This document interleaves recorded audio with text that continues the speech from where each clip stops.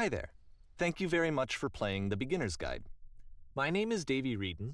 I wrote the Stanley Parable, and while that game tells a pretty absurd story, today I'm going to tell you about a series of events that happened between 2008 and 2011. We're going to look at the games made by a friend of mine named Coda. Now, these games mean a lot to me. I met Coda in early 2009 at a time when I was really struggling with some personal stuff, and his work pointed me in a very powerful direction. I found it to be a good reference point for the kinds of creative works that I wanted to make. So just to start you off, this is, I think, the first game he ever made. It's a level for Counter-Strike. You can walk around here, by the way. And mostly it's just Coda learning the basics of building a 3D environment. But what I like is that even though he starts from the simple aesthetic of a desert town, he then scatters these colorful abstract blobs and impossible floating crates around the level. And of course, it destroys the illusion that this actually is a desert town, and instead this level becomes a kind of calling card from its creator. It's like a reminder that this video game was constructed by a real person. And it kind of makes you wonder, what was going through his head as he was building this? This is what I like about all of Coda's games. I mean, not that they're all fascinating as games, but that they are all going to give us access to their creator. I want us to see past the games themselves. I want to get to know who this human being really is. And that's exactly what we're going to do here. So, it's 2008, Coda starts making these games, and he never releases any of them. He doesn't put them onto the internet, he just makes them and then immediately abandons them, and they sit on his computer forever. And I think he really understood this image of himself as a recluse. At one point, he jokingly renamed his computer's recycling bin to Important Games Folder.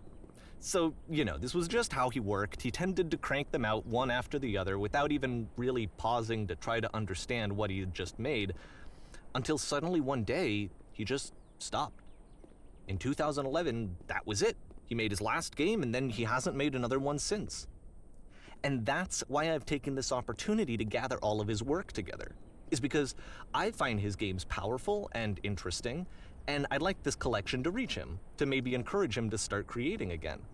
And if the people like you who play this also happen to find his work interesting, then I'm sure it'll just send that much stronger of a message of encouragement to Coda.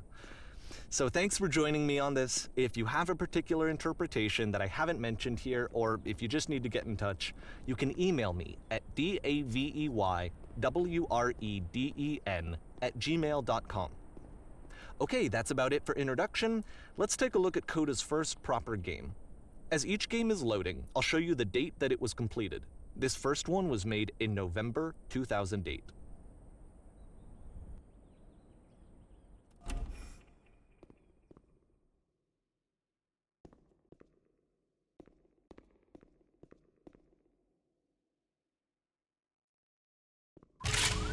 Warning. Whisper machine active. Shift destruction imminent. This game is called Escape from Whisper, and it's one of the more generic games you'll see from Coda.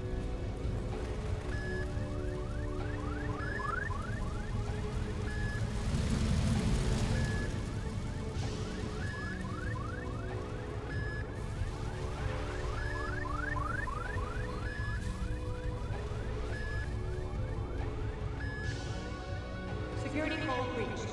Hostile alien life forms inbound. It kinda looks like this game was abandoned mid-development. For instance, you have this gun, which you'd think would indicate that there are supposed to be monsters or enemies somewhere, but then clearly there are no enemies anywhere. You can't even reload the gun when you run out of bullets. But ultimately we don't really know. Maybe Coda thought that actually it was complete the way that it is. And I think that we should talk about his games for what they are, rather than for what they're not. Enemy force neutralized. Begin ship evacuation. I love how you can see the bottom of the universe from this room.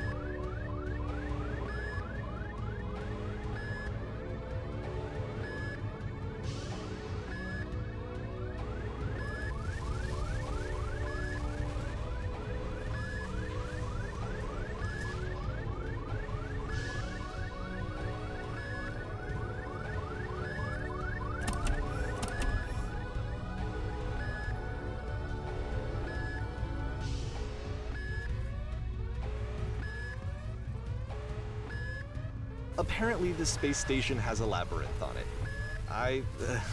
Sure, I don't know. There's really no reason for it that I've ever been able to discern, so in the interest of time, I'm just gonna skip you on past it.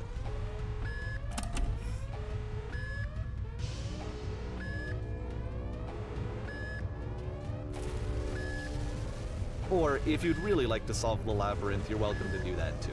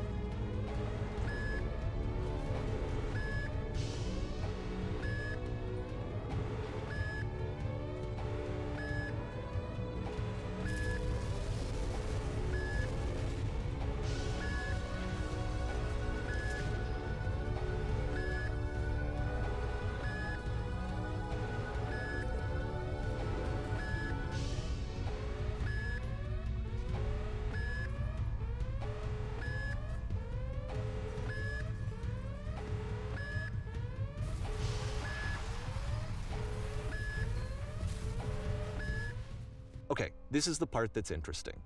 The game has this narrative about the whisper machine and how it has to be turned off, and then you get to the engine room.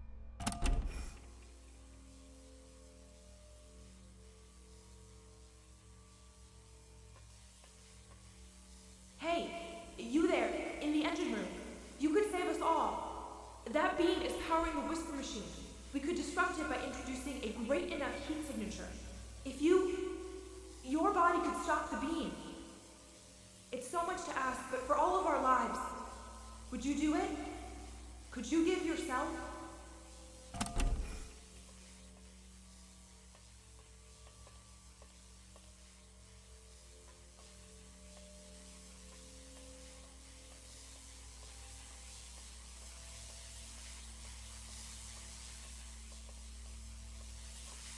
This is not a branching point, unfortunately. Let me pause here for a second.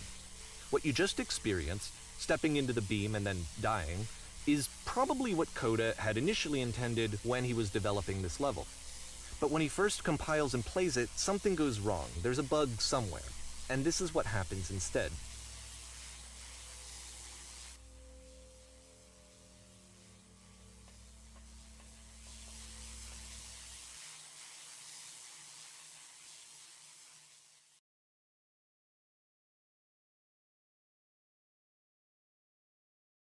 The beam causes you to start floating. And this is an important moment for him. Because yes, this is technically a glitch, but Coda identifies something human about it, like how small it makes you feel in the face of this larger chaotic system. Or this floating could be the afterlife, a peaceful place, juxtaposed against all of the hysteria that you've just had to traverse. I don't even know. I have no idea what he was thinking, but what's clear is that after making this, something lodges itself in his brain. He wants to do more of these really weird and experimental designs. So he stops work on this and moves on to a stream of tiny little games that go in all sorts of directions. Let's go ahead and take a look at the first game he made after leaving this one behind.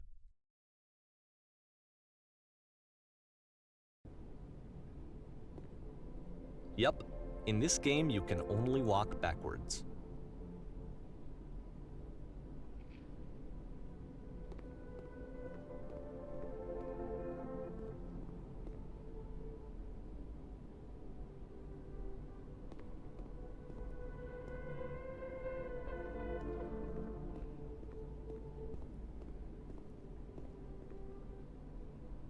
So it's a short and relatively minimalist experiment combining motion and narrative.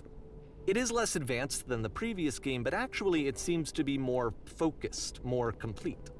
Coda's trying to give it a unique voice rather than simply basing it on a pre-existing trope.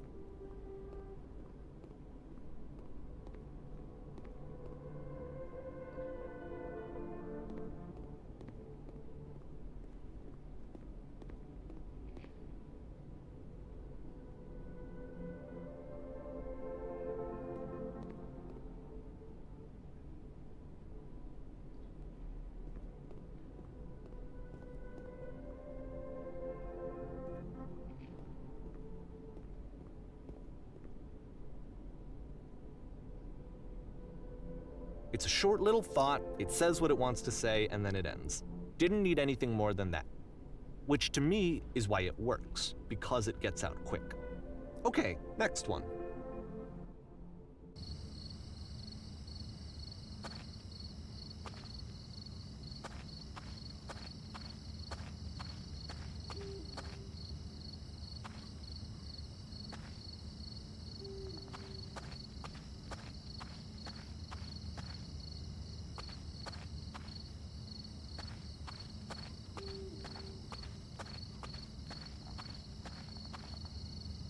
And that's it. Okay, the meaning of this game won't be clear just yet. Please be patient with me for a few more games, and I promise you'll see what makes it interesting.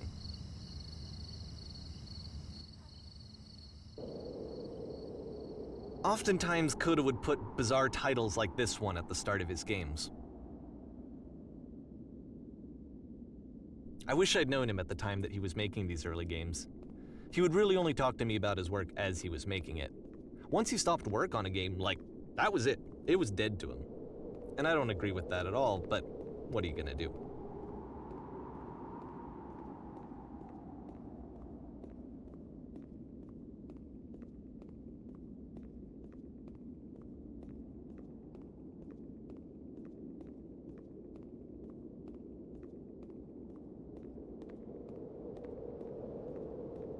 I know it's tempting, but there's actually nothing over here. Sorry.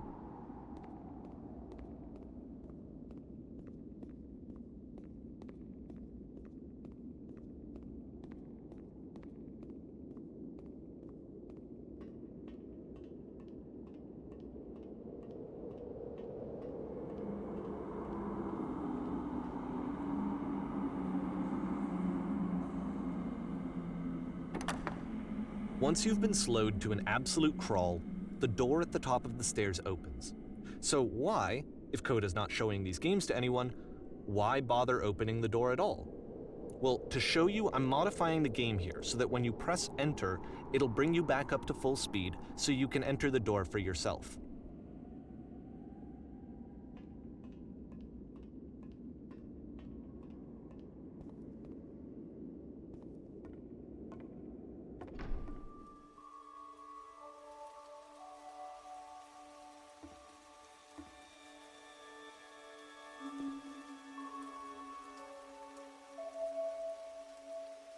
A room that's warm and nice and filled with little ideas for games.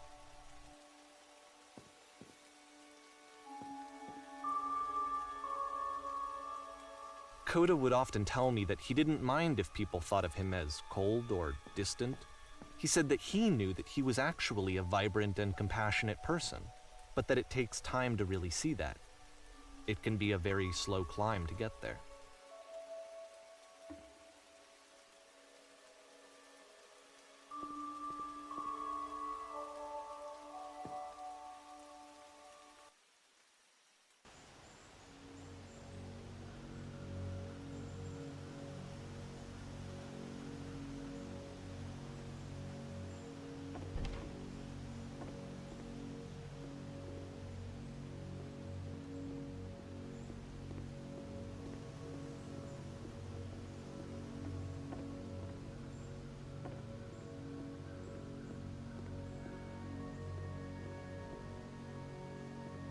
Well, this is new for Coda. It's an actual puzzle. Go ahead and see if you can solve it.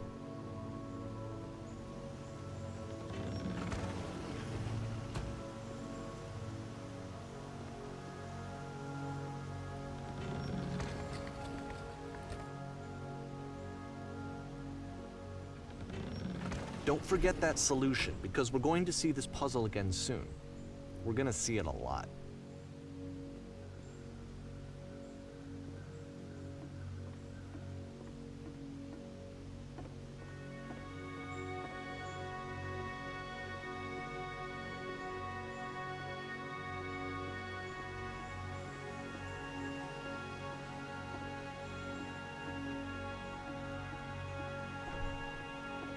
So that seems to be it, right? You walk down a corridor, you solve a puzzle, you get to the end. Simple enough. All right, now I'm going to modify the game again so that when you press enter, it'll remove all of the walls from this room.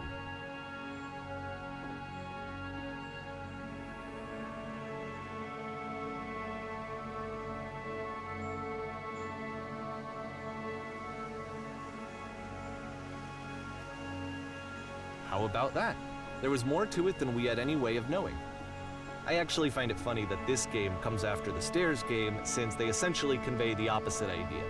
So, in the Stairs game, a dull exterior concealed a rich interior, and then, in this level, a dull interior hides this fantastic outer world.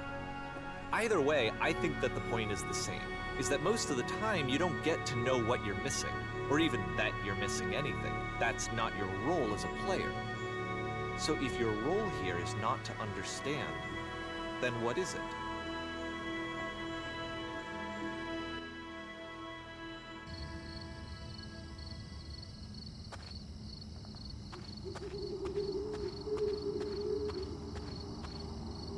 Aha! So this, combined with the entering game from earlier, tells us that Coda believes his games are connected somehow. It could even be that the Stairs game and the puzzle game are literally connected in between this and the entering game. There's a bigger picture that all of his games are meant to play a role in, some larger meaning that we won't be able to grasp until we've seen all of them. And once we have, we can step back and start to understand what exactly that bigger picture is.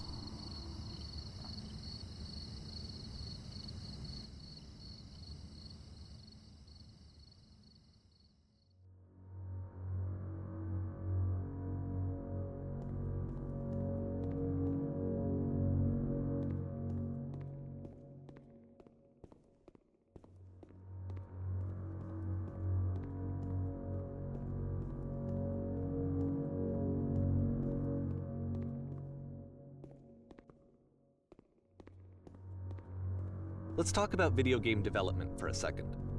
Every video game runs on what's called an engine, which determines what the game can and cannot do. So in other words, the engine is a set of tools for game development. To make all of these games, Coda is using an engine called Source. Like all engines, Source has certain things that it does well, and it has certain things that it does poorly. One of the things that it does very well is boxy linear corridors. That's why so many of Coda's games are set in these large, flat, empty rooms, is just because he's working with what the engine does well. The tools available to the creator shape what kinds of creative work they're going to end up making. You might consider paying attention to the architecture in Coda's games, to notice how they seem to stem from an engine that's very good at producing linear, boxy corridors.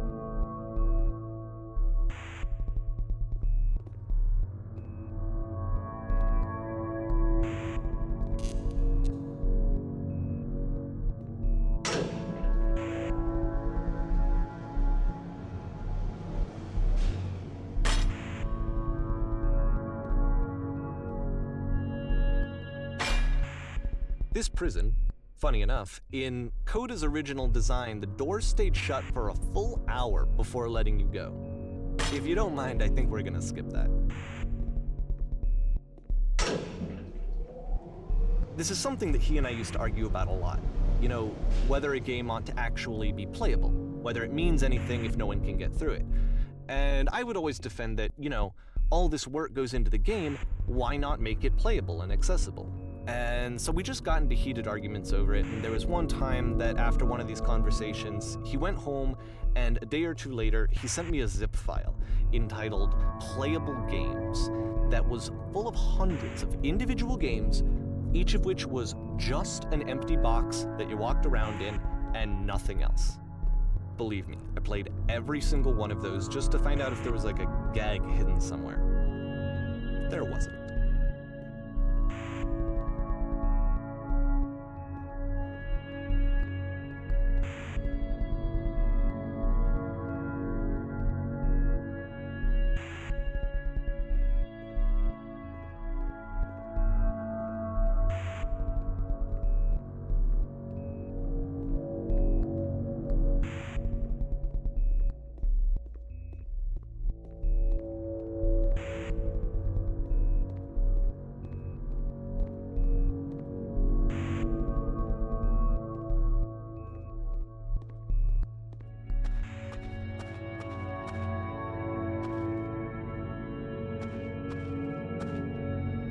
It's the puzzle again, with the exact same solution as the last time.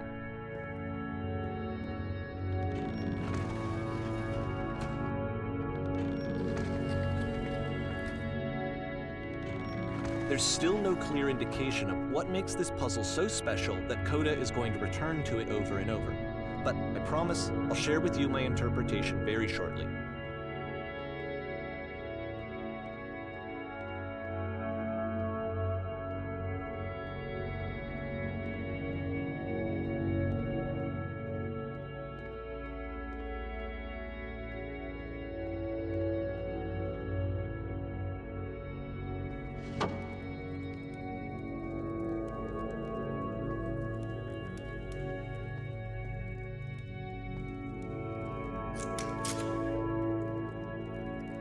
Here, Coda begins using a kind of dialogue system that he fashioned out of the engine's chat capabilities. Use the 1, 2, 3 buttons on your keyboard to respond.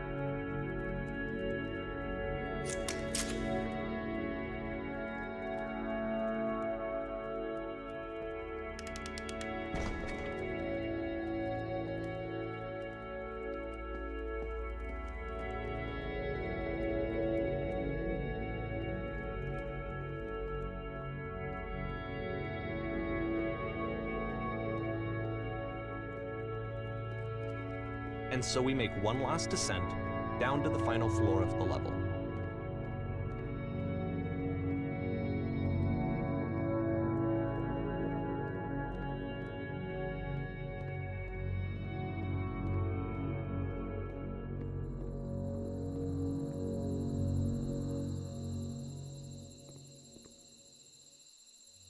It's a lamppost.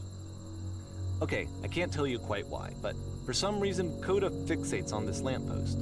It's going to appear at the end of every single one of his games from here on out. I'll tell you what I think. I think that up to this point, he's been making really strange and abstract games with no clear purpose, and maybe you can only float around in that headspace for so long. Because now he wants something to hold on to. He wants a reference point. He wants the work to be leading to something. He wants a destination, which is what this lamppost is. It's a destination. We're going to see it in the work as well. His games are just going to become a lot more cohesive, a lot more fully developed, with more of a clear idea behind them. And as we go, that idea will get clearer and clearer and clearer.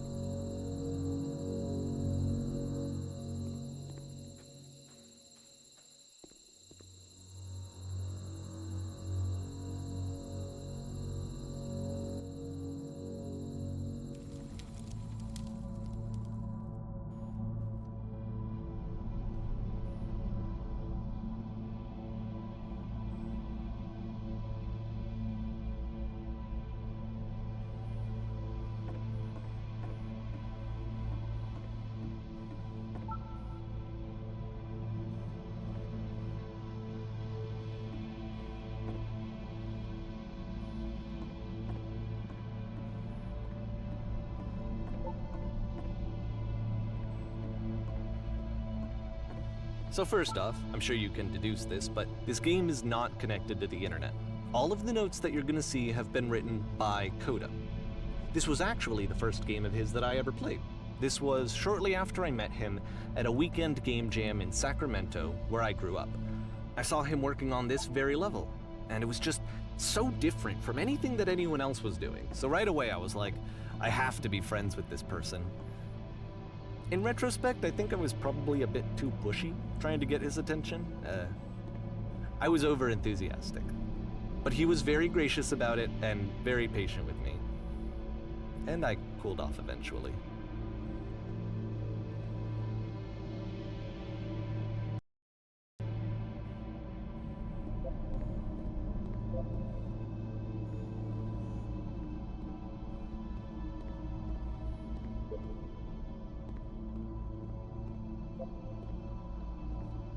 Feel free to skip over any of these notes if they're not doing anything for you. Nothing extra is going to happen if you read all of them. Either way, to me they convey a sense of loneliness.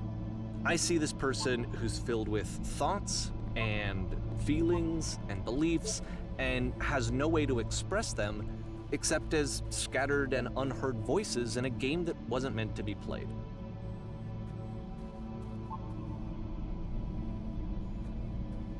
But it's ironic, isn't it, that in playing this game and seeing how alone Coda often felt, that we get to know him better and actually kind of connect with him. And I have to be honest with you, this idea is really seductive to me, that I could just play someone's game and see the voices in their head and get to know them better and have to do less of the messy in-person socializing. I could just get to know you through your work.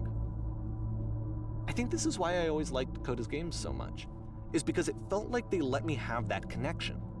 I felt as though he was inviting me personally into his world. And then I feel less lonely too.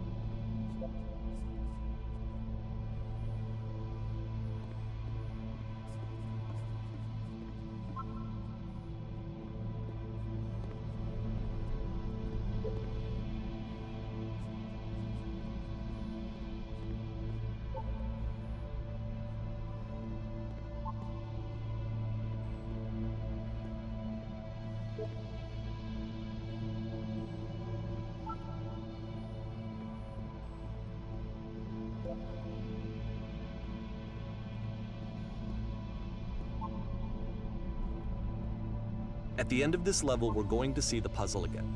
And here, I'll tell you what I think the puzzle means. Each of these games represents an idea that was on Coda's mind at the time that he was making it. And the puzzle is a way of closing the door on a previous chapter of his life before moving on to the next one.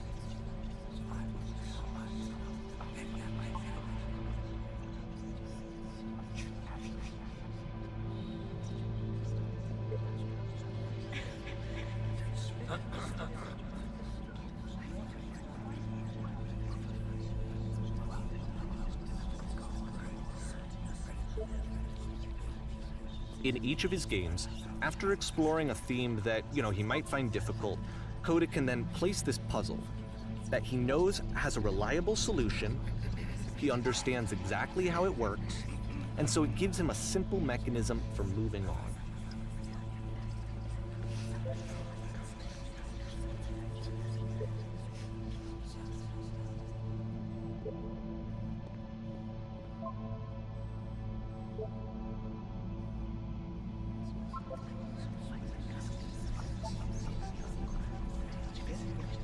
And because there's this dark area between the doors, a space between spaces, before you move on, you get to pause. Just for a moment, a few seconds to reflect on and let go of the events that led you here, to step back and connect the pieces together, to grasp at that elusive bigger picture.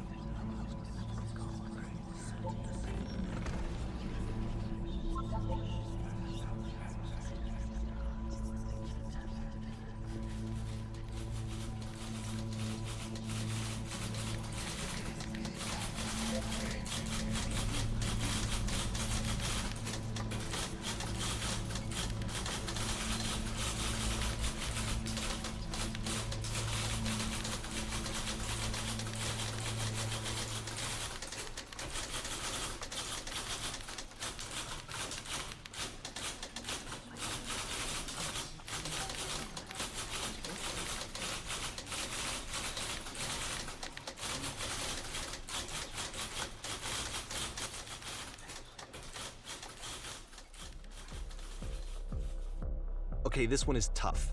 It's gonna kind of just spin its own wheels for a few minutes. Hang with it.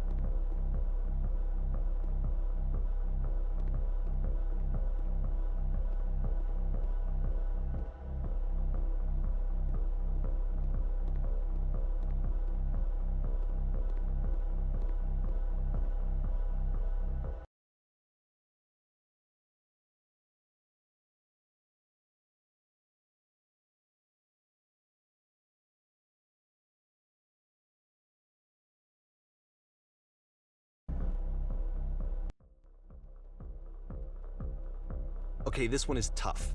It's gonna kind of just spin its own wheels for a few minutes. Hang with it.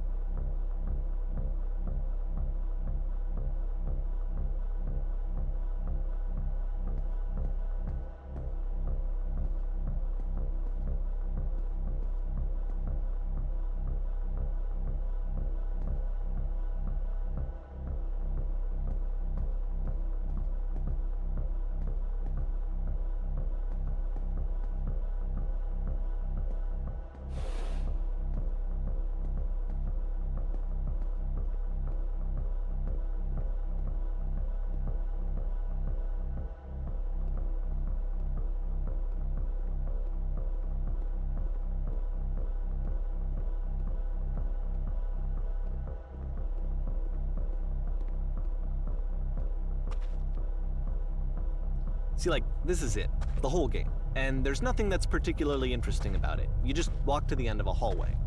Except, for some reason, Coda gets really fixated on this prison that has all of this modern furniture. And I don't know why, but he decides he needs to revisit this prison. He's gonna start over, use the same assets, turn it into something else. Okay, cool. Here's version 2.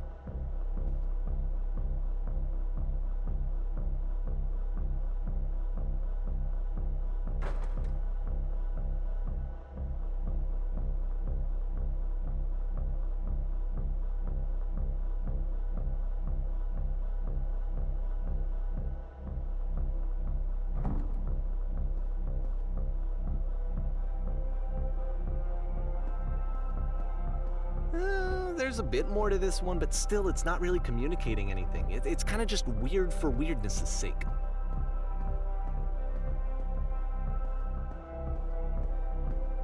So okay, he throws it out and starts over.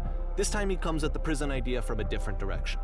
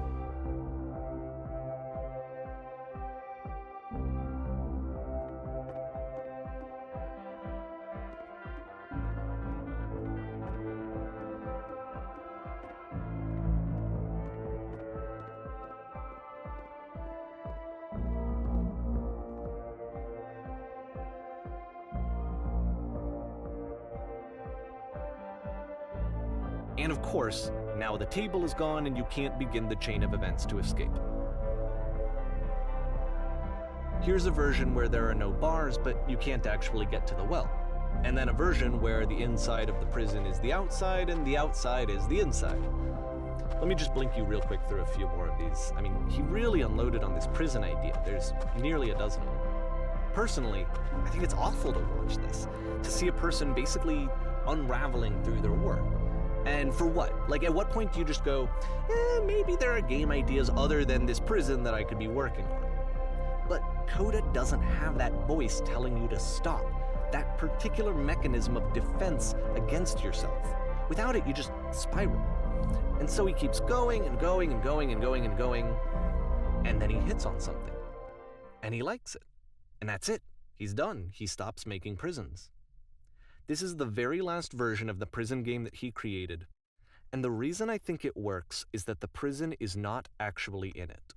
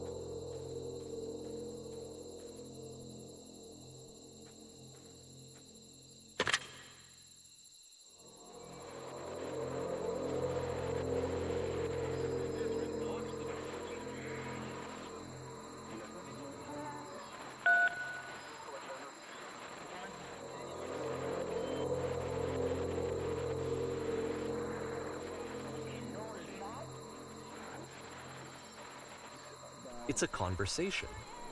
And so this is what Coda wants, is to be able to talk to someone, to share what's on his mind, and to get some good advice from someone who knows. But the irony is that even in this scenario, you're still talking to yourself.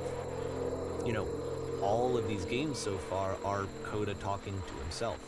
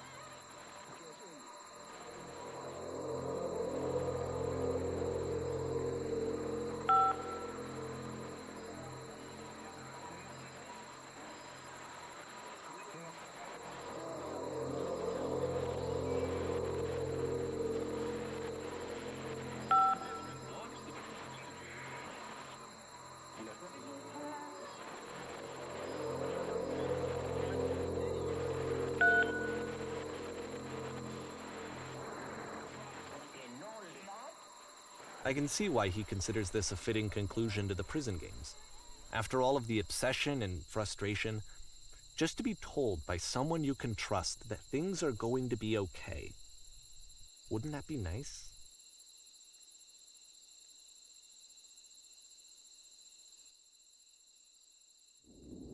So what would it look like if Coda wanted to make a game about talking to someone other than himself?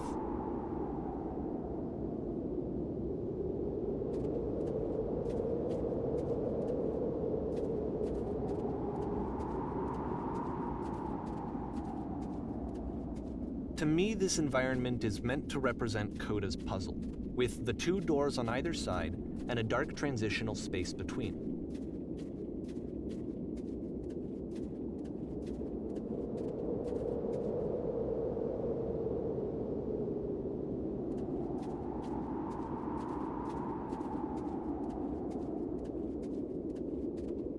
Just so you're aware, nothing will happen up here until you've been inside the house.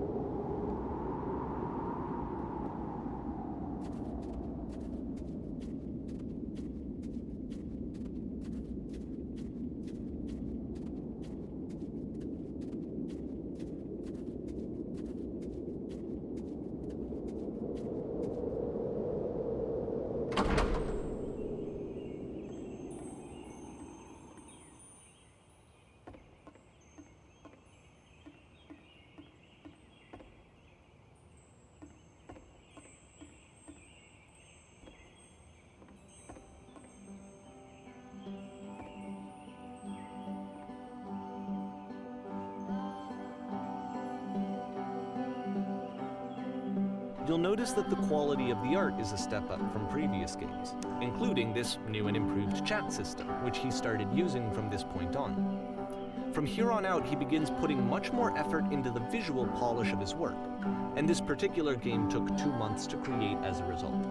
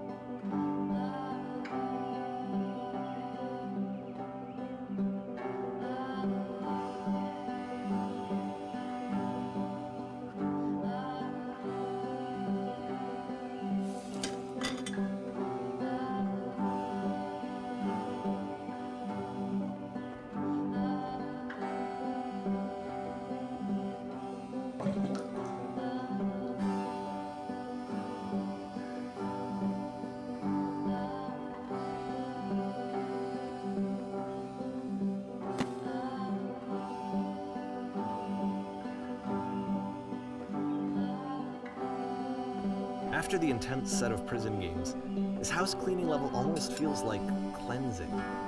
It's the moment after a particularly difficult or traumatic experience where you just need to let it sit and digest inside of you, and eventually cohere into something meaningful.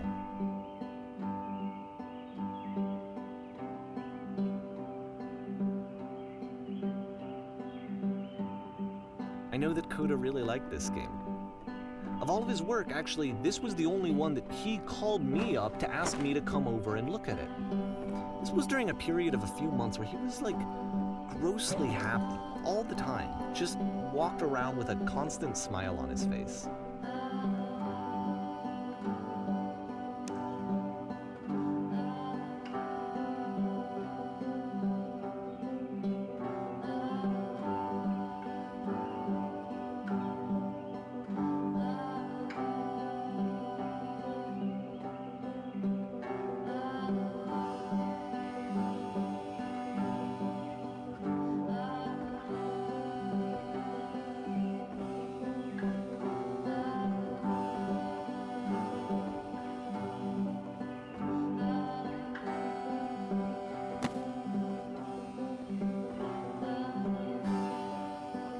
I'm glad he made this.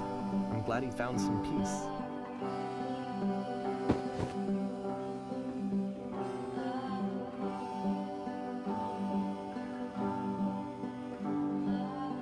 But, of course, it can't last. The music stops, your companion is gone, it's time to leave.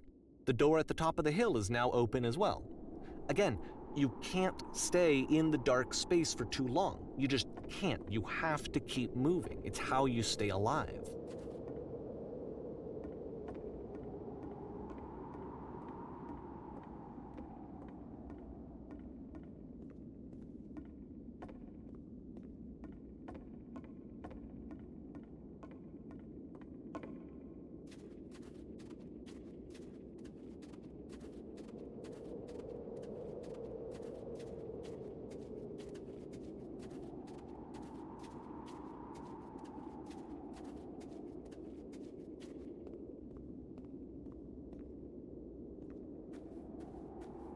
Which is the whole point of the puzzle doors, right? That sooner or later you have to pick up and move. I really thought that was the point of it.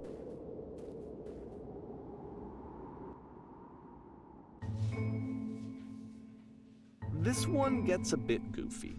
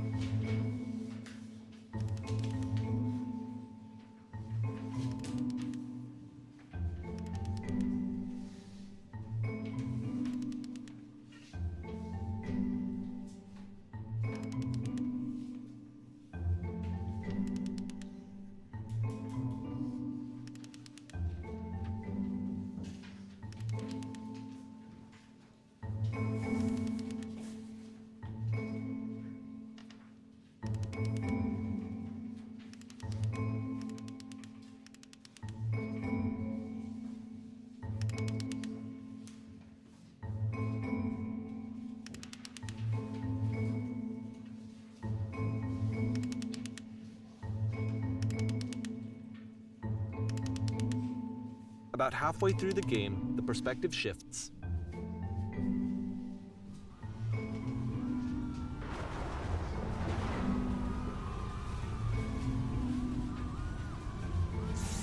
And you play as the teacher. And suddenly, you discover that your teacher is just as bigoted and afraid as you are. Oh, and also you can move around the classroom now.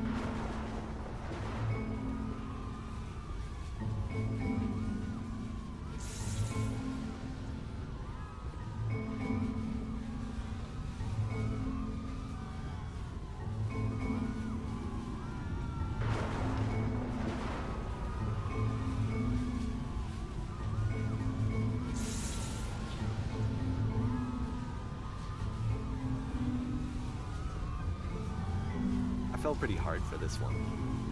I feel like it's one of the most relatable experiences that you can have. To assume that some other person is perfect and totally fulfilled in every way, and completely miss all of the little flaws that make them painfully human. I think about this game a lot these days.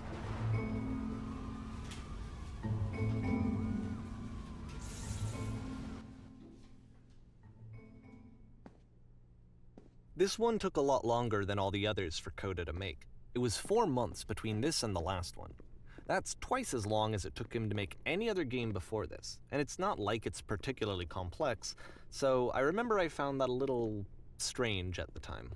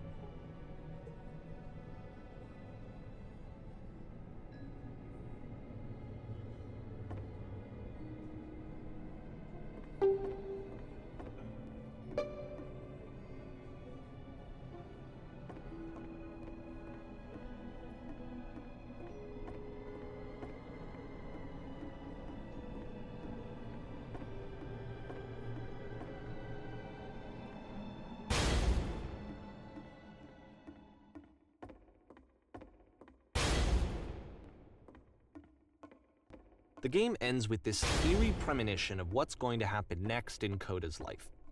The solution to social anxiety, to fears of having to perform and having to chase success, the answer for Coda is to withdraw, to hide himself away. Which is what leads to scenarios like the stairs that slowed you down several games ago, where it just becomes harder and harder to access Coda's inner landscape because he keeps retreating. He just keeps backing away from possible connections to anyone other than himself. And to be honest, I didn't consider it very healthy when I first played this game. You know, it looked to me like he was trying to justify the idea of just disconnecting yourself from the world. And that wasn't what I wanted for him or for his games. Because I feel like a lot of his games are inviting me to connect with this person, to bring him closer. But what can you do? After this, Coda went off and took another 5 months to make a new game.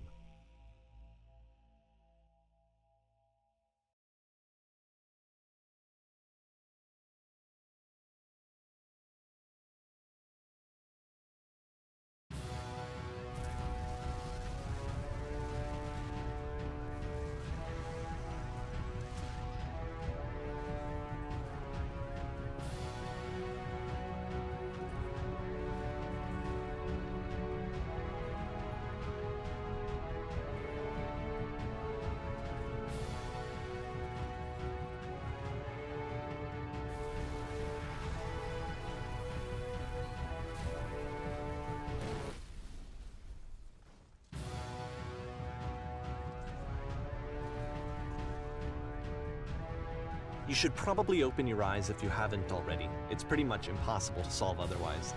And there is a solution, by the way.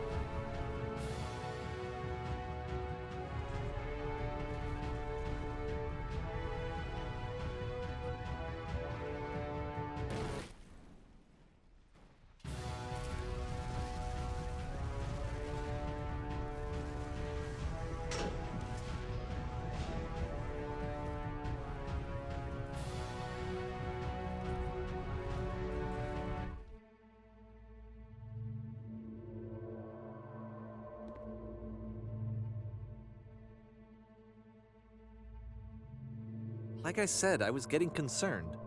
First off, he's never been this explicit in his work about exactly what he's thinking. So where's that coming from? But then even weirder, his work has potentially stopped being an outlet for him. Not like he's having trouble iterating on ideas, but he literally just can't think of new ideas anymore. And in person, he was being a lot more distant than usual. Like, you know how sometimes a person will just deflect anything that you say in order to keep themselves disconnected all the time? It was that kind of thing.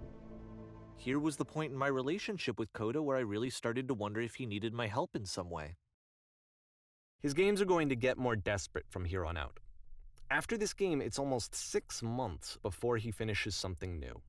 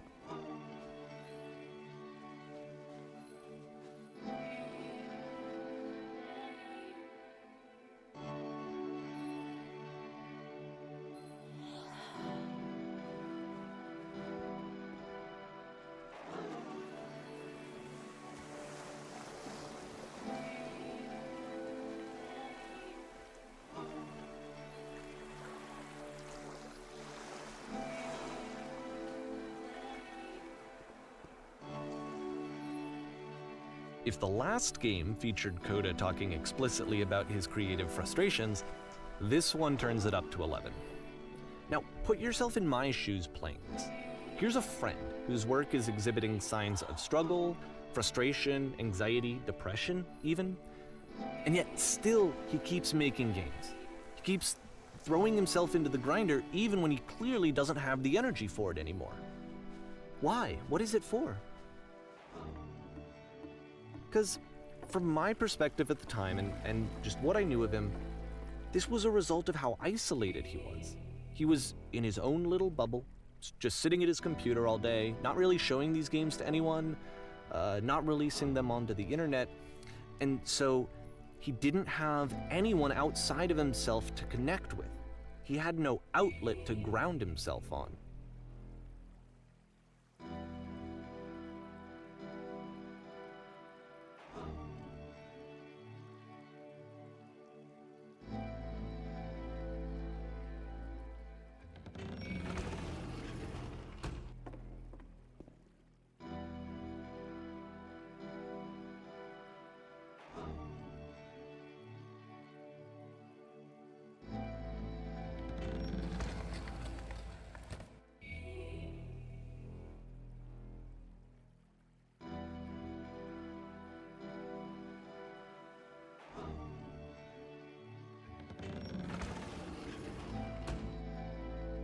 You can't talk yourself out of loneliness. It doesn't work that way. You can't be the one writing both the questions and the answers. Then there's no movement. Then there's no circulation. If all of your anxieties are being channeled into your work, then if the work ever fails, you have no backup and you're just going to crash.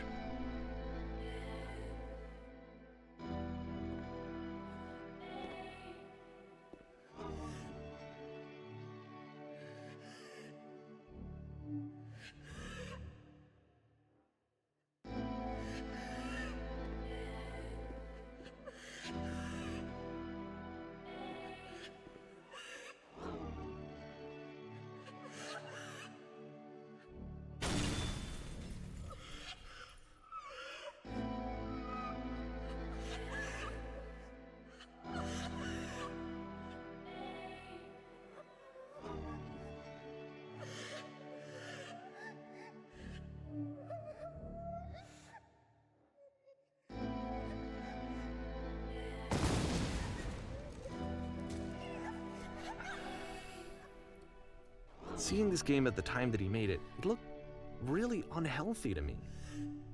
I was watching him do this to himself, and I hated it. I hated seeing him so trapped. It's like, video games are not worth this amount of suffering. This is someone I really cared about, and I used to get so much joy out of seeing him create. For him to suddenly become angry and frustrated like this, it was the worst thing for me.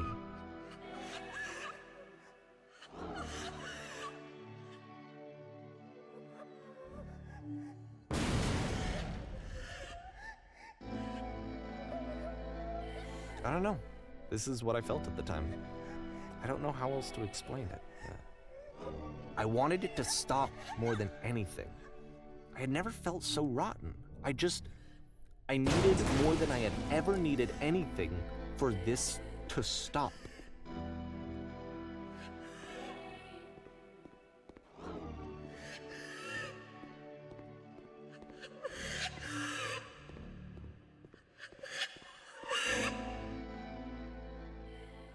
But it didn't stop. After finishing this one, Coda takes another 7 months and comes up with a new game.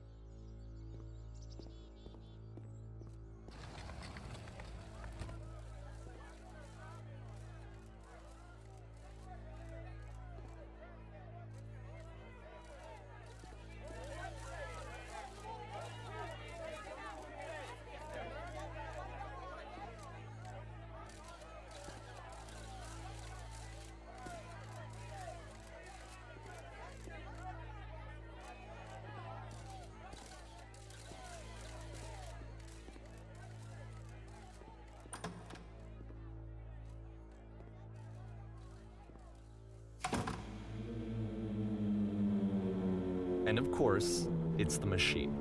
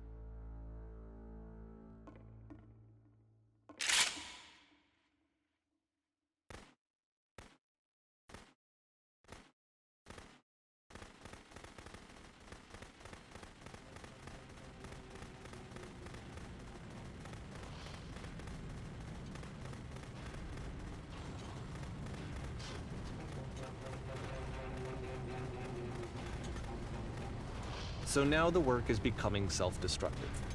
And I'll tell you, at the time that I first played this game, shortly after he made it, here's what I'm thinking to myself. I'm thinking that Code is stuck in his own head, and that it's having a very negative effect on him, and that all he needs to do is just start showing his work to people, to get some actual feedback on his games.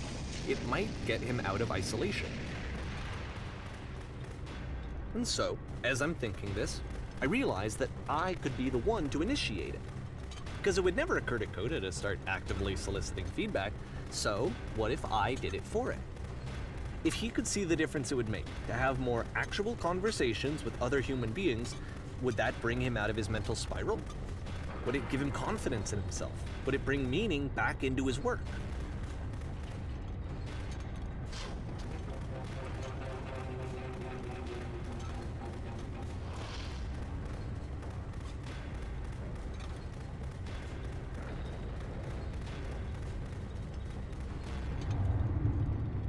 So I started showing Coda's work to people. I took this one, and the islands which you just played, the theater, the notes, the house cleaning game, and some of the prison escape games. I brought them to people that I knew and trusted. I asked their opinions. And the great part is that they really loved his games. You know, the point of it all was just to give him some external reference point, but they genuinely loved his work. There was nothing for him to be afraid of.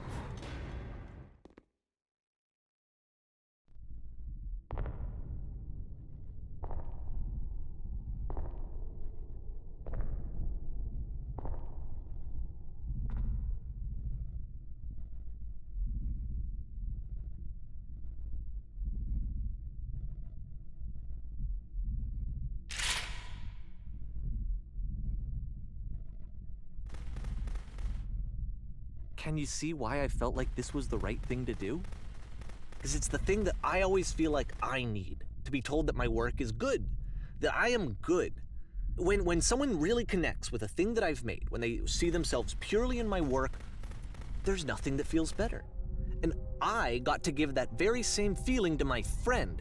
I did something, I really felt like I'd done something good, like Like, I was a good person. I felt like there was a friend who was in trouble and was unhappy and maybe didn't like themselves, and I could fix it. If I could give him this gift, maybe I could fix the problem. When they told me how much they enjoyed his games, it was the best feeling. It was the absolute best feeling. It made me feel so happy. So beautifully, beautifully happy.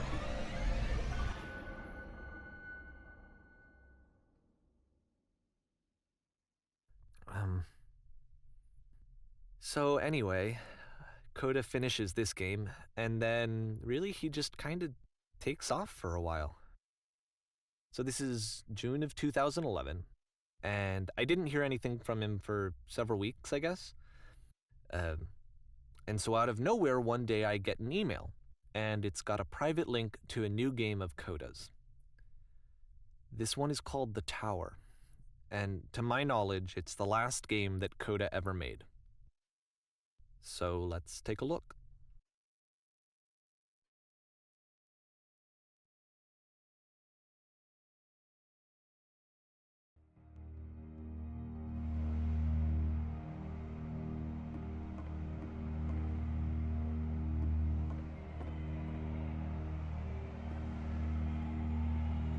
And this is where I have trouble saying anything meaningful about Coda's work.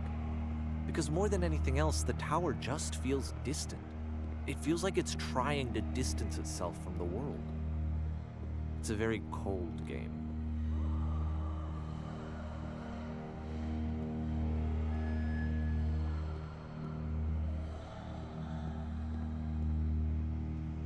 This room actually has a maze in it.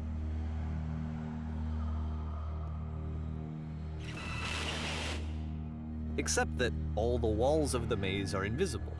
And then every time you touch one of the walls, there's this awful flashing and noise, so the experience is really miserable. The game goes beyond not being meant to be played, it actually seems to despise the player for trying to play it at all. But I do want to show you the rest of the level, so when you're ready to continue, press enter and I'll put a bridge over the maze.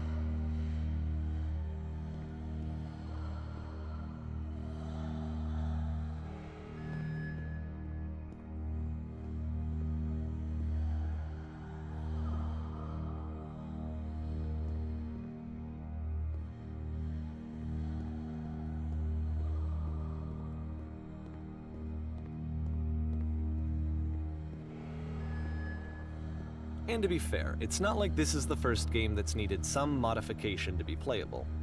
Like the house cleaning game. You know, that one used to actually loop the cleaning chores and you just cleaned a house forever. I had to cut it off so that you could exit the house and the game would actually end. But that game had an idea that it was actually trying to communicate. What's the deeper idea behind the invisible maze?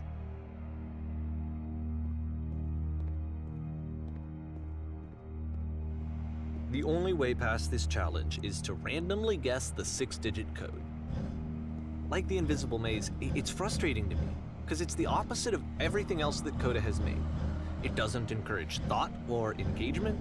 It doesn't ask anything of me, except a lot of my time. If I could have reached him during this time, then maybe I could have asked him, but I couldn't. I still don't really understand why this is here. I'll put the code on the ground for you here, though, so that we can move on.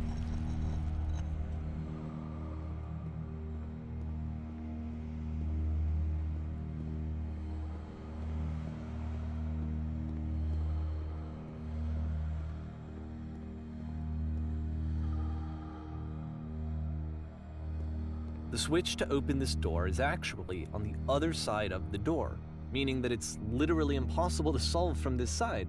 So even if you somehow brute forced your way through the first 2 challenges and you got to this point, there's actually just no way to progress. And it's scary for me, the idea of Coda cutting himself off entirely, just saying, you know, that's it, that's the end of the conversation, not giving me any way to fix the problem. I feel like a failure, I guess, when I can't fix the problem. But I can open this door for you, so let me do that. Was I a failure for not understanding this game?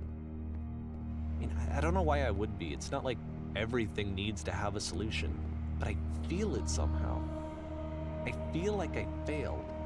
and I don't understand why.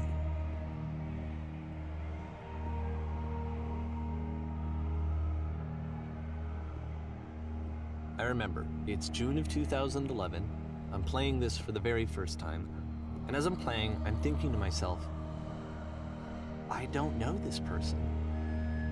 I have no idea who this person is.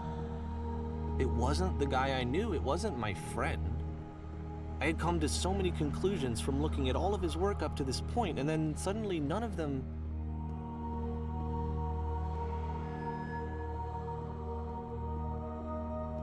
I had been trying to, though. That was the thing.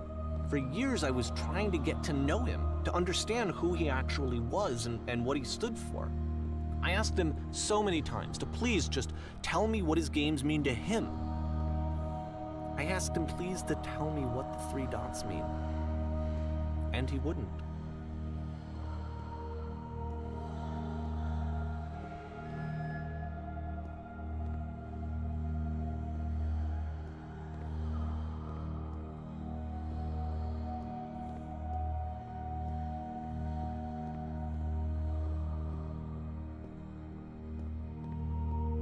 I just felt so strongly that if I could have connected with him, that if I could have somehow made his work my own, that I would finally be once and for all happy.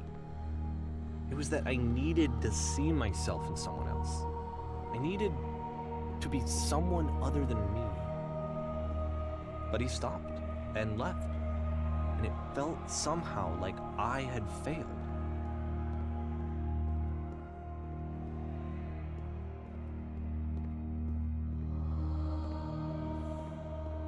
Where did I screw up?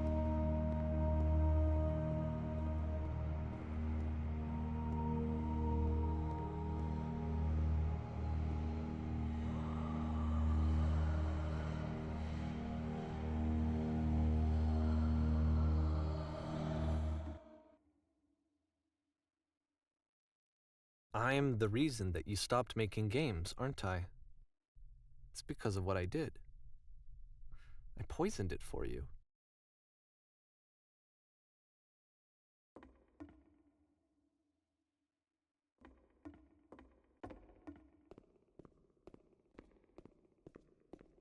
I don't think I ever told you this, but when I took your work and I was showing it to people, it actually felt... it felt as though I were responsible for something important and valuable.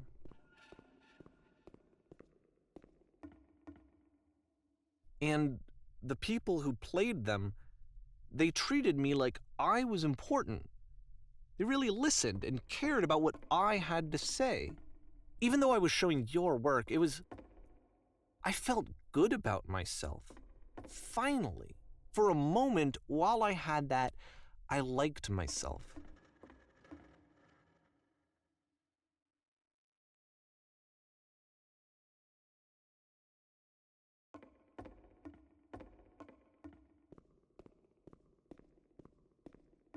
And then you stopped, and I didn't have anything left to show people.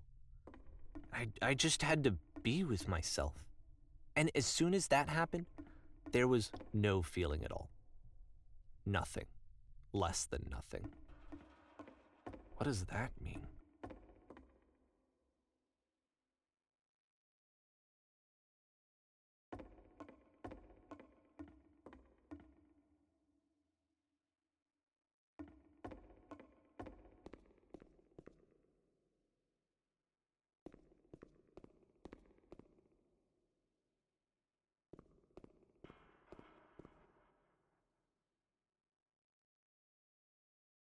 I'm afraid that I did something really stupid because I don't like myself.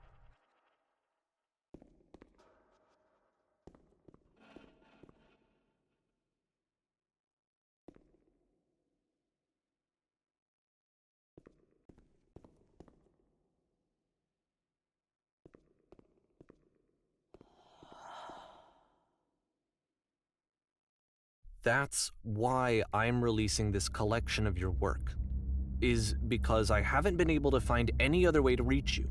I've tried everything.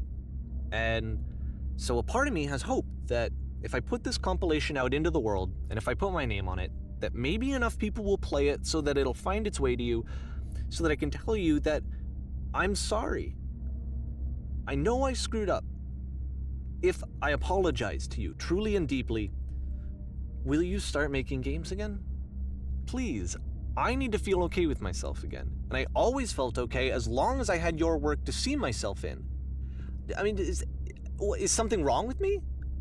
Because I know that I did an awful thing, and I'm doing it again right now. Like, I'm showing people your work, but I can't stop myself from doing it. That's how badly I need to feel something again, like I'm an addict.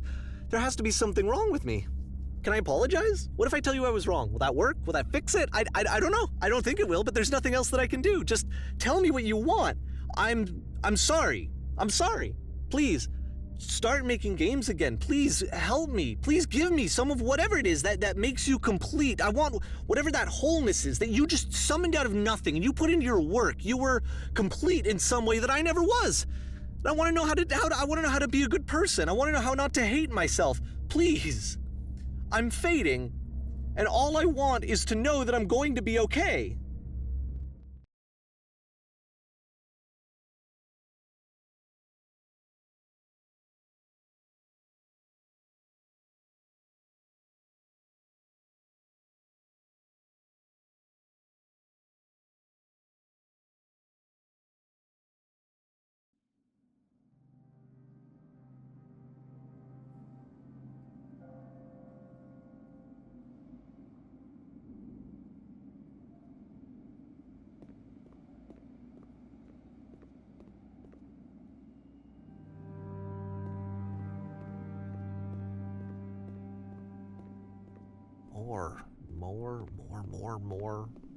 More love, more praise, more people telling me that I'm good.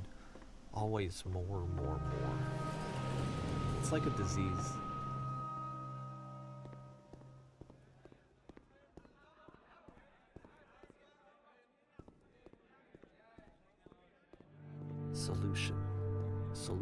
Solution.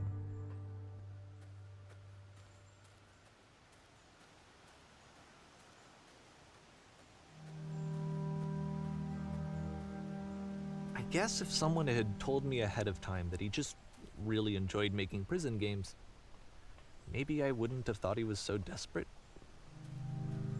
I wouldn't have told so many people that he was depressed. Maybe he just likes making prisons.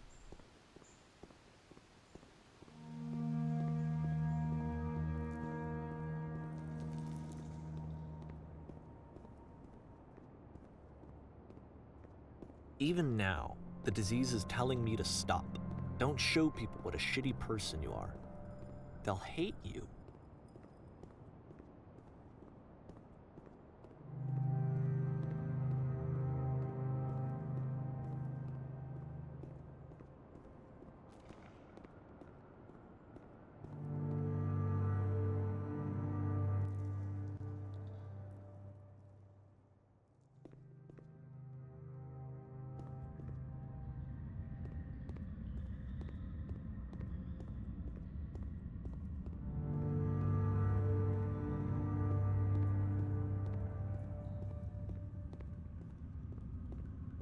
If I knew that my life depended on finding something to be driven by other than validation, what would that even be?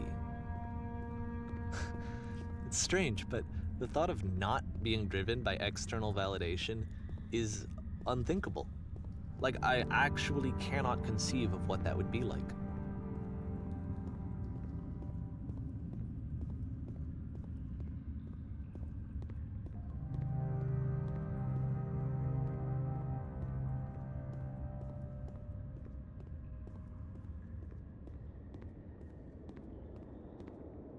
What now?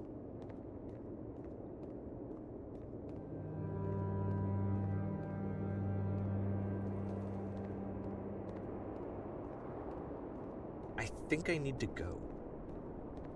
And I'm sorry, because I know that I said that I would be here and I would walk you through this, but I'm starting to feel like I have a lot of work to do. I have a lot that I need to make up for, and so I'm just gonna... Okay.